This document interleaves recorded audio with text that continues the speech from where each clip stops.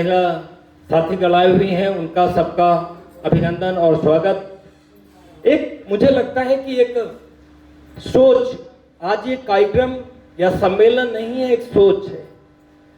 सोच कि महिलाओं को, नारी शक्ति को हम लोग सम्मान देने की बात है। और कहीं ना कहीं एक शब्द आया, आत्मनिर्भर। आत्मनिर्भर शब्द जैसे अभी स्नेहलता जी ने बताया, हीना जी ने, अनुजा जी ने, कहीं ना कहीं आप एक चीज महसूस करती हैं कि महिलाएं ज्यादातर घरों में रहती हैं। अगर वो वर्किंग लेडी भी हैं तो उनका भी ज्यादा से ज्यादा वक्त जो बीतता है वो घर पे भी वर्क के बाद पूरा बीतता है। और मुझे लगता है कि ईश्वर ने जो रचनात्मक क्षमता किसी भी चीज को बहुत खूबसूरती से प्रेजेंट करने को दी है, वो सिर्फ और सिर्फ महिलाओं को दी है।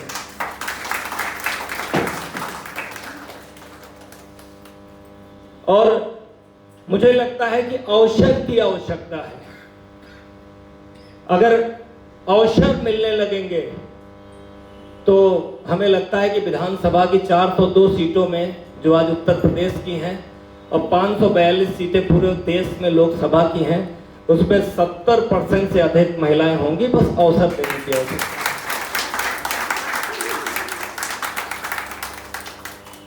क्यों राम जी, भी ऐसा ही बात है कि नहीं? और हमें लगता है कि इस तरीके से आयोजन अगर होते रहे, महिलाओं की संख्या बढ़ती रही और हर एक महिलाओं में जो नारी शक्ति है वो अगर ये मन बना लेगी कि हमें आज निकल करके समाज में आना होगा, तो निश्चित रूप से अवसर मिलेंगे। मगर एक दूसरा कटु शब्द भी है कि अवसर तलाशने होंगे, अवसर तलाशने भी होंगे। क्योंकि आज एक कार्यक्रम हुआ, महिलाओं को आगे बढ़ाने की बात की गई, तो उसमें एक अवसर मिला। उस अवसर को तलाश करके बहुत सारे लोग आ गए और बहुत सारे लोग आज नहीं पहुंच पाए। तो मुझे लगता है कि अवसर अगर मिलता है तो मुझे उस अवसर पर आगे लोगों को बढ़ना होगा, कहीं ना कहीं समाज में आगे होना पड़ेगा। मैं देख पा रहा हूं जैसे हमारे अपने समाज की जो संस्कृत की बात करते हैं, संस्कृत की शुभारंभ जो शुरुआत हुई थी तो सीताराम से ही हुई थी। अब बहुत सारी चीजों में लोगों ने चेंज कर दिया है। तो ये पुरुष प्रधान देश नहीं है, महिला प्रधान ही देश था। क्योंकि भगवान श्री राम को मानते हैं हम लोग, कृष्ण को मानते हैं, तो उन्होंने अपने आगे प्रधान महिला को बनाया। और हम लोग जो बहुत सारा, देखिए मुझे लगता है इतिहास से बहुत छेड़छाड़ हुआ, बहुत सारी चीजें हुई, तो मुझे लगता है जो एक व्यवस्था थी वो महिला प्रधान ही थी। मगर इस देश को कहीं ना कहीं भाषणों में देखिए तो कोई बड़े बड़े देश के नेता कहते हैं पुरुष प्रधान देश है ये। क्यों? 46% से ज्यादा महिलाएं हैं। और मुझे लगता है कि अगर प्रतिस्पर्धा में अवसर अगर मिलने लगे महिलाओं को, तो हर क्षेत्र में निरंतर वो आगे आ सकती हैं, बढ़ सकती हैं। अब हमारे देश में एक स्लोगन चला, बेटी बचाओ बेटी पढ़ाओ। अरे बेटी क्यों बचाओ भाई? बचाने की बात, इसका मतलब डर की भावना को हम लोग जागृत कर रहे हैं। बेटा क्यों ना बचाओ भाई? कहीं ना कहीं महिलाओं को, बच्चों को इतना सामर्थ्यवान अगर बनाने की सोच बनानी होगी कि कहीं ना कहीं एक ये स्लोगन ही चेंज हो और एक जो भावना आती है मन से हम लोगों की कि महिलाओं को कहीं ना कहीं एक, जैसे देखिए बहुत सारी रोड पे निकलिए, धूप में बहुत सारी महिलाएं वर्क करती हैं, एक कॉमन सेंस में हम लोग करते हैं बेचारी महिला, देखिए कितना हो गया। क्यों बेचारी भाई? बेचारी जैसा शब्द उनके लिए क्यों? हमें अपनी मानसिकता में, अपनी बातचीत में उन शब्दों का विरोध करना पड़ेगा जिन शब्दों में लगता है कि महिलाओं का सम्मान कहीं नीचे हो रहा है। वो आपके घर में भी हो सकता है, आपके समाज में भी हो सकता है, कहीं पर भी जब आप जाएंगे तो ये जरूर होगा।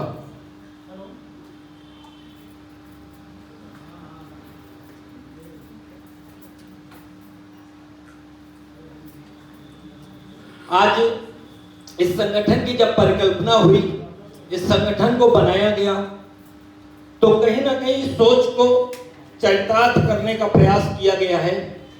आज ये संगठन पूरे प्रदेश के लगभग सभी जनपदों में काम कर रहा है और 35 जिलों में महिलाएं टीम काम कर रही हैं और महिलाओं के सम्मेलन भी बहुत सारे जनपदों में हो गए हैं। थोड़ा साइलेंट रहिए भैया, थोड़ा तो ज्यादा अच्छा रहेगा।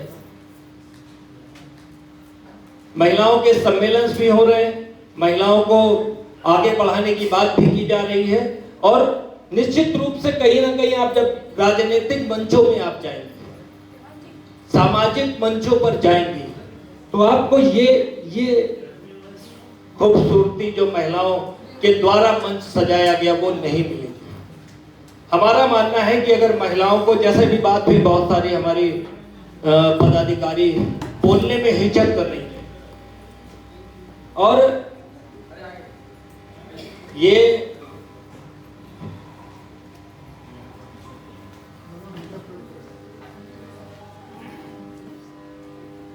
बहुत सारी ऐसी महिलाएं हैं जो हिचक रही थी, मगर आपने देखा कि जब मंच पर माइक लिया तो उस माइक पे लेने के बाद ये आप लोगों को महसूस नहीं हुआ होगा कि ये वक्ता नहीं है, कहीं ना कहीं वक्ता है और अपने उन अवसर के लिए कहीं ना कहीं, जैसे कहते हैं कि एक दबाव सा होता है कि हम बोलेंगे, क्या बोलेंगे, अपनी बात करेंगे, क्या करेंगे।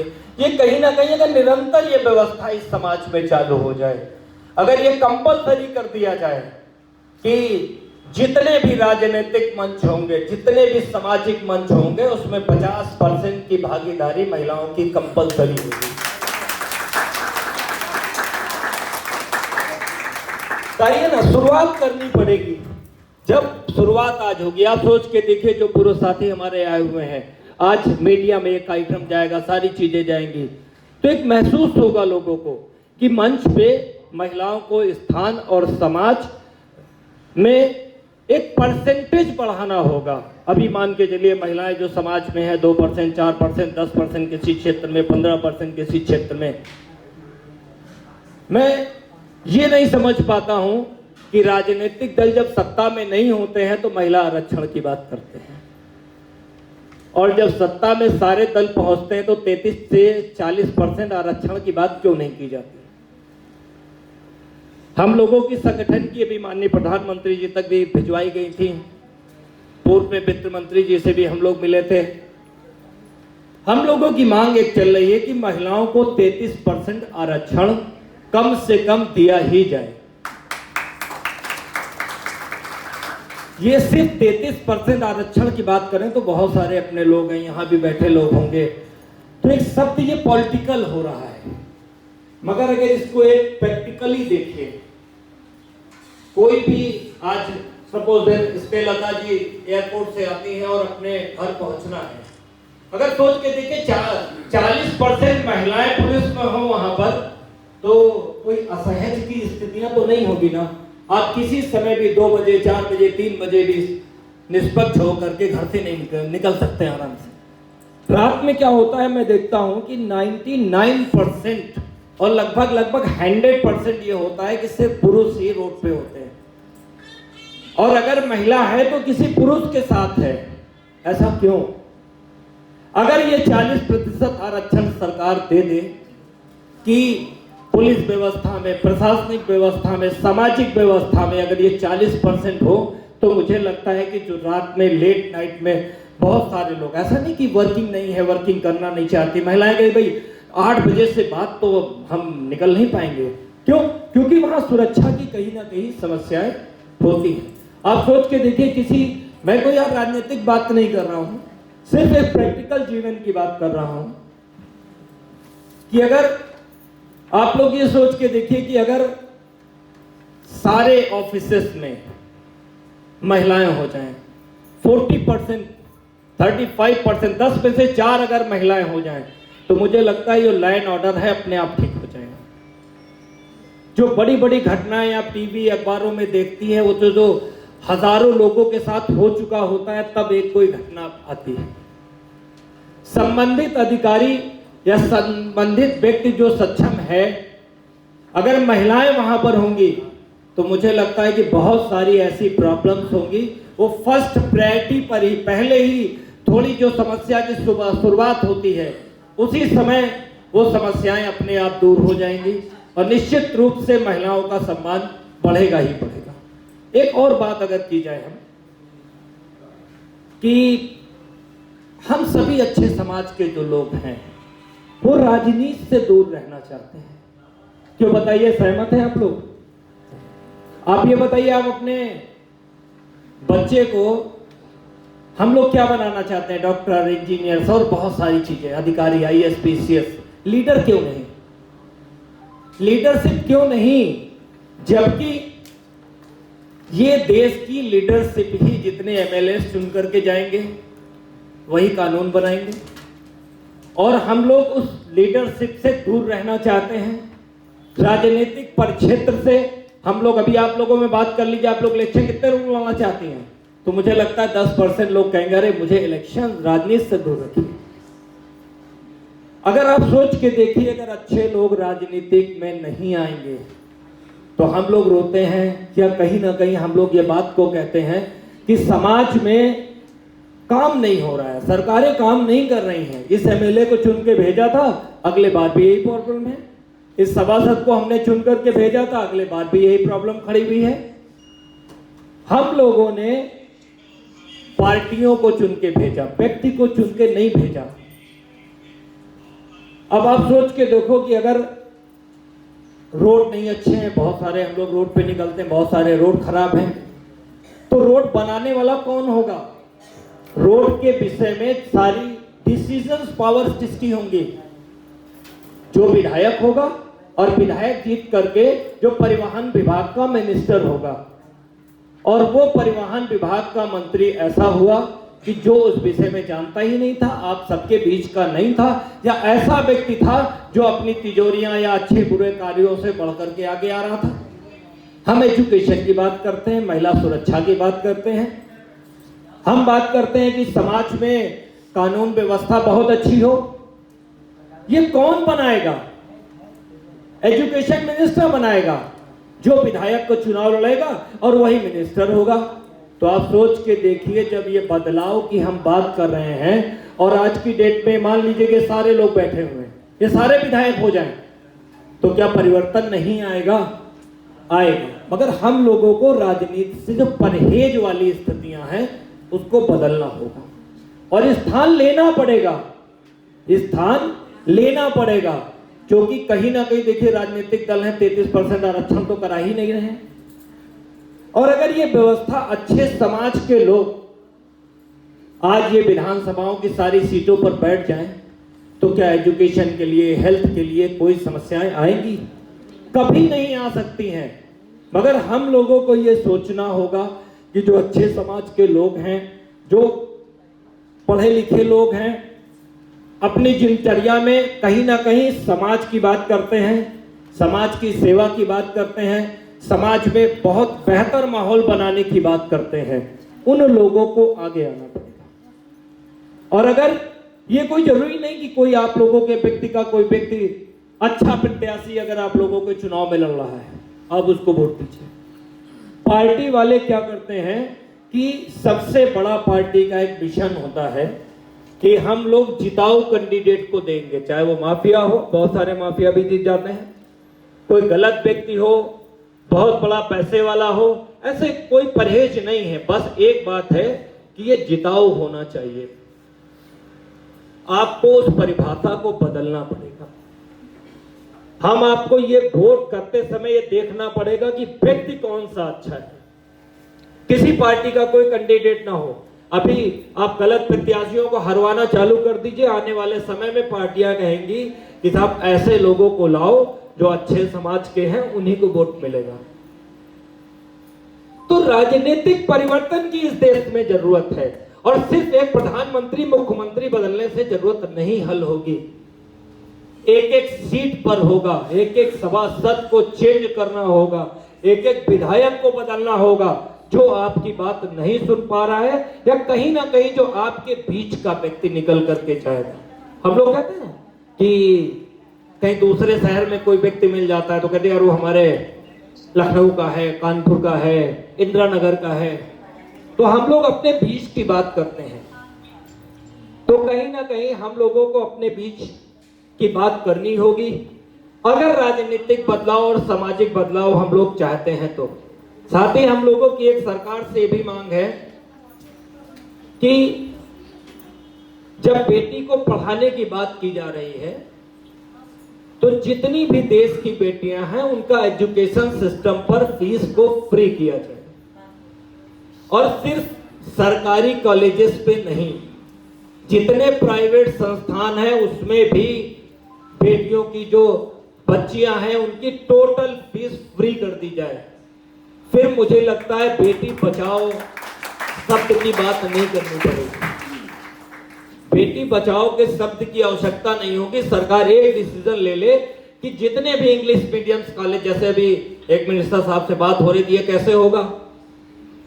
अरे भाई बहुत सारे चीजों के लिए फंड्स जनरेट किए जाते हैं, फंड दिए जाते हैं, सरकार के दिए जाते हैं। एक एजुकेशन में बड़ा फंड रिलीज कर दीजिए, राइट टू एजुकेशन ले आइए, और राइट टू एजुकेशन में जितने कॉलेजेस हैं उनकी फीस को निर्धारित कर दिया जाए कि इतने मानक से ऊपर आपकी फीसेस नहीं होंगी।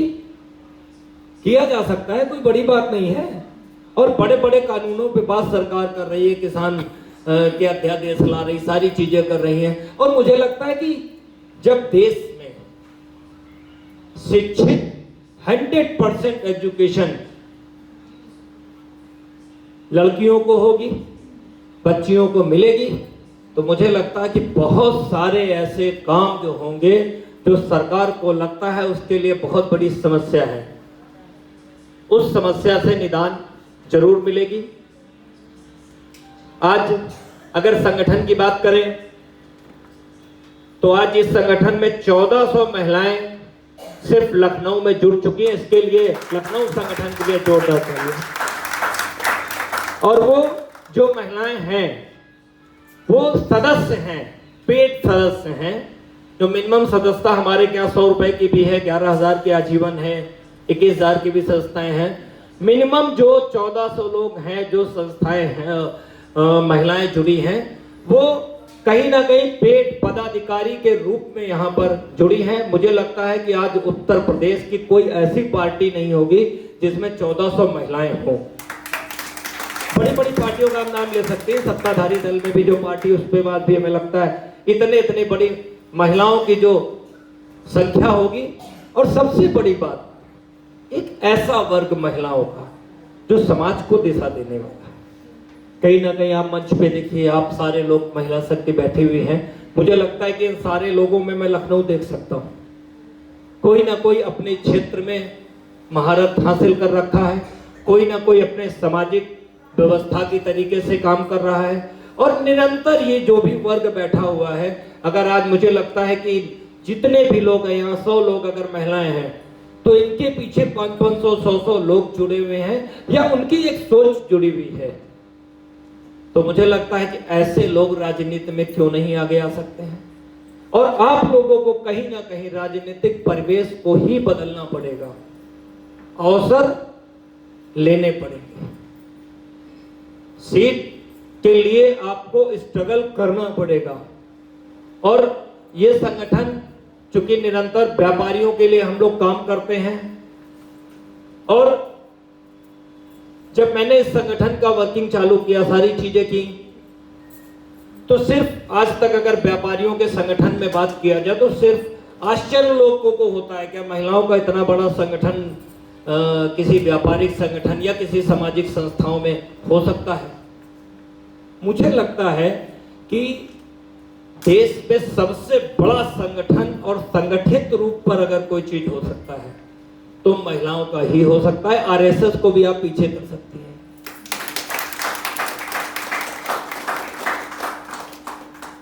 बस होता क्या है, जैसे मंच पे देखा, किसी को बूस्टअप किया गया।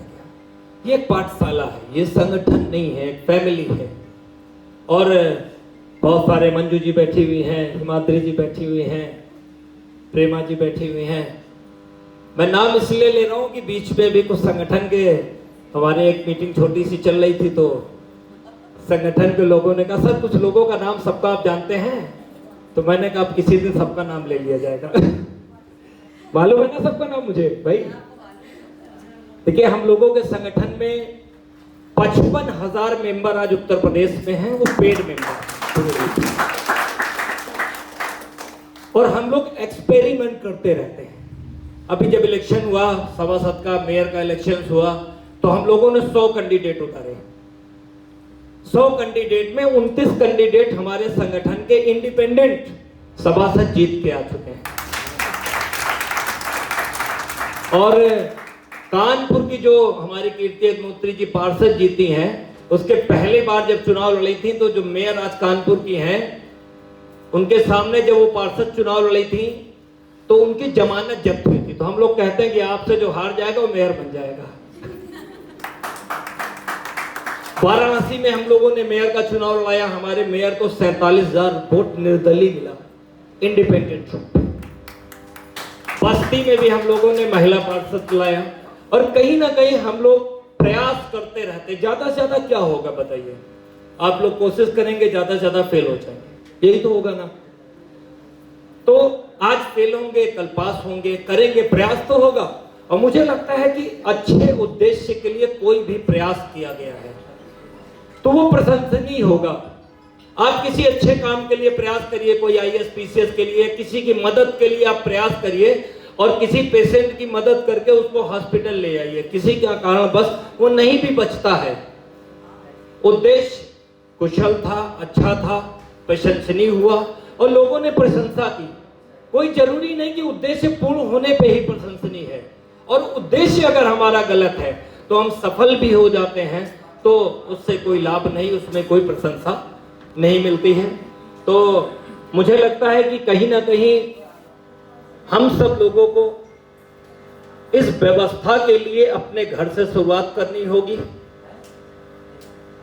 और जिस तरीके से हम लोगों ने इस संगठन को आगे बढ़ाया है, इस संगठन में बहुत सारी चीजों में, जैसे स्नेहलता जी, आप देखिए नाम चेंज, सारे लोग देखिए आज से एक चीज करिए, स्नेहलता जी का नाम पूरा स्नेहलता जी ही लिया करिए।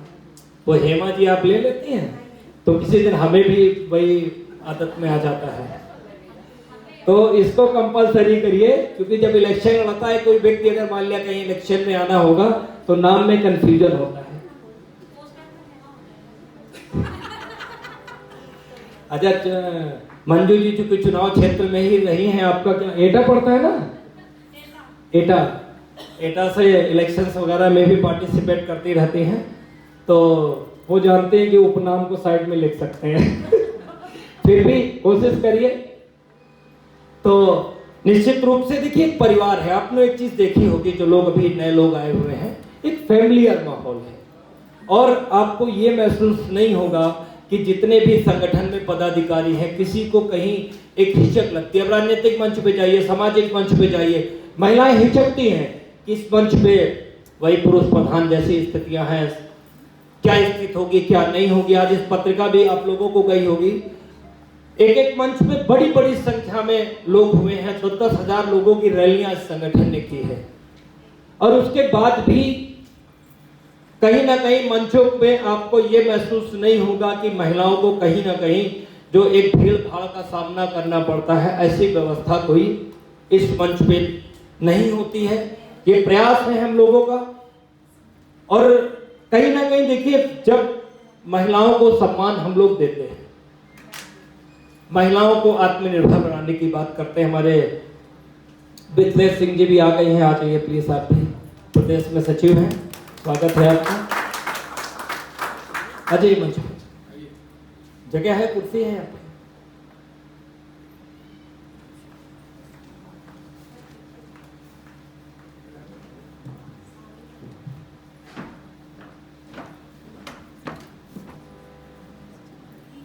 और आज स्नेहलता जी की टीम आप सबके द्वारा एक बहुत अच्छा प्रयास, आत्मनिर्भर बनाने का प्रयास, कुछ व्यवस्था के तहत कहीं ना कहीं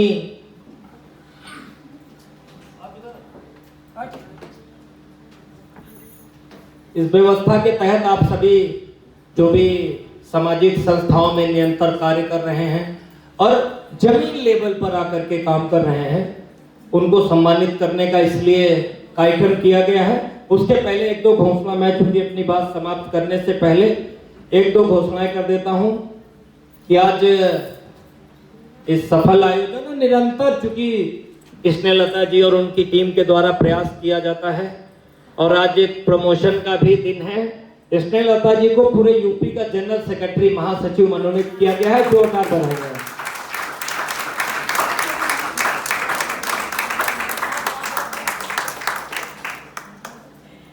क्योंकि जब नेता प्रमोट होता है तो उनके साथ भी टीमों में आगे बढ़ाया जाता है।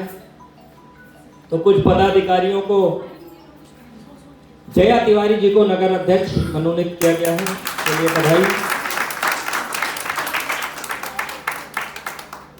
हिना जी को, आभार में बस 100 लोगों को जोड़ दीजिएगा पूरा हो जाएगा। हिना जी को जिला प्रभारी मनोनीत किया गया है। आप पे जिम्मेदारी ज्यादा है, अन्य जिलों की भी है। मीनाक्षी जी को भी, पूनम काला जी को महासचिव मनोनीत किया गया है जिले में, उनको भी। भाई खड़े हो जाइए तो लोगों को मालूम तो पड़े।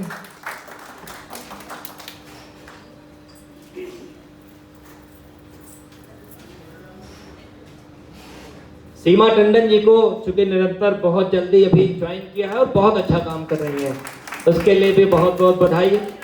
आपको भी जिला में उपाध्यक्ष मनोनीत किया गया है। अंजुल पाठक जी को नगर का सचिव मनोनीत किया गया है। हमारे बीच में मीना कुमार जी भी बैठी हुई हैं, कम से कम चाहते हैं आप भी मंच पे आ जाइए। आपको नगर सचिव मनोनीत किया गया है, बहुत बहुत आपको बधाई। सुजाता मलिक जी को नगर सचिव मनोनीत किया गया है।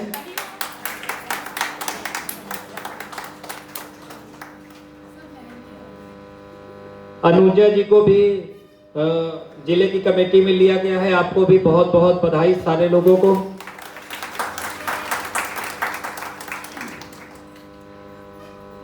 आज सभी नवनिर्वाचित पदाधिकारियों को बहुत बहुत बधाई देता हूं और निश्चित रूप से इस सम्मेलन को सफल बनाने के लिए, और जो भी संस्था में, बहुत सारे संस्था के लोग यहाँ पर आए हुए हैं, उनको भी बहुत बहुत आभार।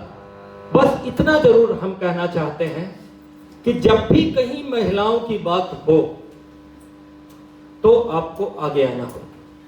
महिला अपने आप ताकतवर हो जाएगी। कोई भी महिला के साथ कहीं भी समस्या है, हम उससे रिलेटेड हैं या नहीं, ये विषय नहीं है। विषय ये है कि वो महिला है और हमें उसके साथ जाना है। बहुत सारी जानवरों की प्रजाति में देखिए, बंदर को छेड़ दीजिए, बहुत सारे बंदर इकट्ठा हो जाते हैं।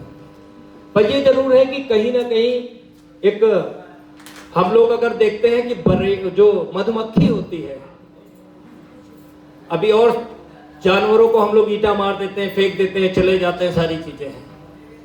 क्या किसी की हिम्मत है कि एक मधुमक्खी के छत्ते पे ईंटा मारते हैं? बताइए। ये मैसेज समाज पे देना है कि, इसलिए मैसेज देना है कि हम लोग एकजुट होकर के किसी को भी डाउन कर देंगे, हरा देंगे और जीतने का काम करेंगे। पुनः आज सभी नारी शक्ति जिंदाबाद। आवाज कम से कम इतनी होनी चाहिए कि जो लाइटें का थोड़ा हिल जाए, थोड़ा सा दिखना चाहिए नारी शक्ति को जो है। नारी शक्ति जिंदाबाद, जिंदाबाद। बहुत बहुत बधाई आपको। और युवा शक्ति और पुरुष शक्ति की भी जिंदाबाद है भाई, लगा दीजिए। युवा शक्ति पुरुष शक्ति दोनों को जिंदाबाद। हमारे बीच में चूंकि हमारे पदाधिकारी हैं, कुछ साथी आए हुए हैं, उनका भी चूंकि नाम, चूंकि संचालन और व्यवस्था पूरा आज महिलाओं के लिए था, तो पूरा समय महिलाओं की ही वर्किंग पर हम लोगों ने इस कार्यक्रम पे दिया।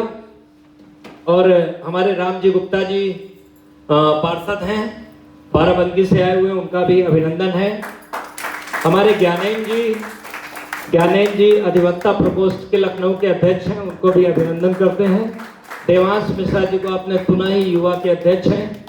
और हमारे जिला अध्यक्ष आज के संचालक राहुल गुप्ता जी, अजय मौर्य जी भी हमारे बैठे हुए हैं, कहाँ पीछे हैं, इनका भी अभिनंदन है। बहुत जुझारू और संगठन को साथ लेकर के चलने वाले हैं। श्याम सिंह जी प्रदेश सचिव हैं, हमारे बीच में डॉक्टर साहब बैठे हैं, उनका भी अभिनंदन करते हैं। सुनील जी बैठे हुए हैं और भी बहुत सारे जो भी साथी हमारे बीच में हैं, उनका भी मैं स्वागत और अभिनंदन करता हूं। और निश्चित रूप से आज जिस विषय में चर्चा हुई है, उस चर्चा को सिर्फ इस कार्यक्रम तक न रहने दें। इस कार्यक्रम से कहीं ना कहीं आप लोग भी प्रयास करें